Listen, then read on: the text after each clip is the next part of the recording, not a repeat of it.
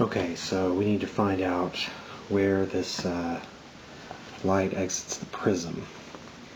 The prism has an index of refraction of 1.44 and it's surrounded by air. Alright, well, I guess we need to find this first angle here, which I'll call theta 2.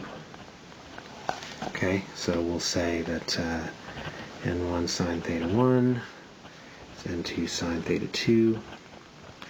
So that's 1 sine 22 is equal to 1.44 sine theta 2. So theta 2 is 15.1 degrees.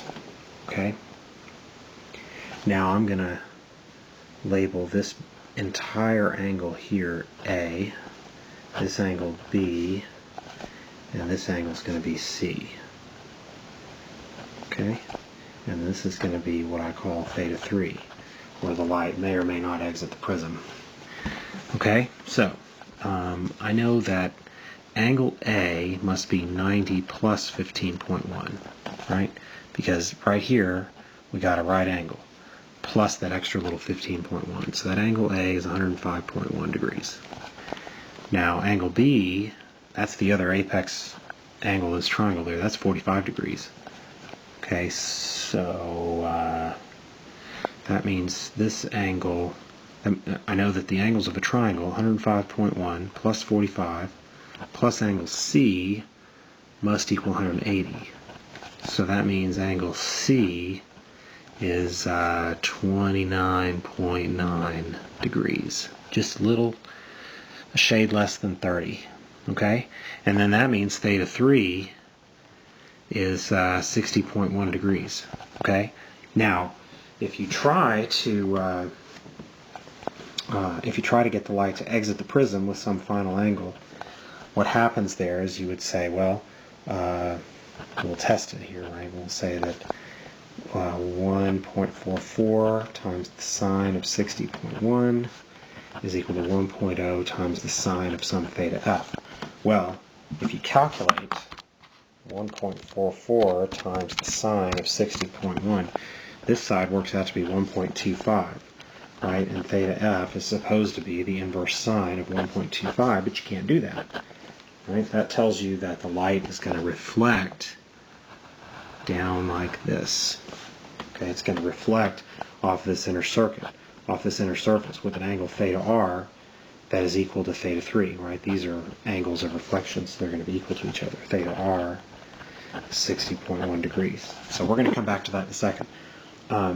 Remember that you can figure out this business about internal reflection by calculating the critical angle. The critical angle is the inverse sine of the lower index over the higher index. In this case, 1 divided by 1.44, if I take the inverse sine of that, I get 44 degrees. So that means any angle of incidence with the surface that's greater than 44 degrees is going to result in internal reflection. Well, this angle of incidence was 60.1, so there's no way it was getting out. Okay, so now we got to go down here, and that's going to emerge. This is going to have some angle theta 4. Now that looks like it's going to be a pretty small angle, and I think it's going to get out. We'll call that theta 5. But we're going to find out. If it doesn't get out, we're in for a long day, because then it's going to bounce off back this way, and off. That's going to be horrible. Okay, so let's see. Let me find this angle here. I'll call that D. Okay, so D is 29.9 degrees. Okay, because C and D, if theta 3 and theta r are the same, then C and D have to be the same, right? And then I know that down here is 45 degrees, so this huge angle here, I guess I'll call that E. I know that 29.9 plus 45 plus E have to equal 180. Okay?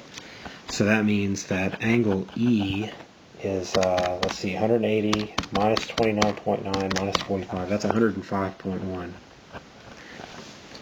Okay, now theta 4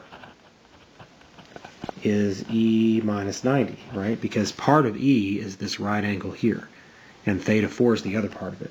So look at that. Theta 4 is 15.1 degrees. which is the same as theta 2, our entry angle.